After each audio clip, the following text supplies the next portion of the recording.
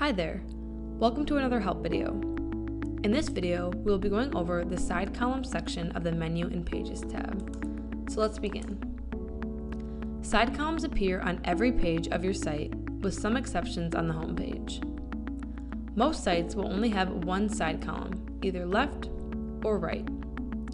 You are able to add new items to your column. The process of adding a new stack item works just like the other stack items we've reviewed in previous videos. To add a new stack item to a page, type in a heading, then select the stack item type. Content Editor and Add Zone are used 95% of the time. Then click Add Item. Your item will then appear in the column. You are able to schedule stack items by clicking on the clock icon and setting start and end dates for the item to be visible. You can also use the settings icon to change various stack item settings, such as heading display, item visibility, and other settings specific to certain types of stack items. You click on the name to enter the content editor to edit the stack item.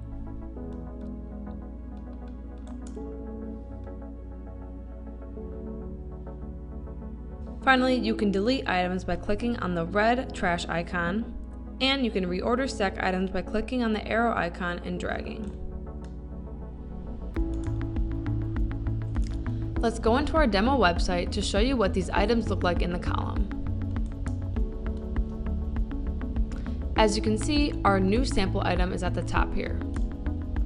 To add content under the heading, simply go into the content editor and add text, photos, videos, links, etc. That wraps up this video.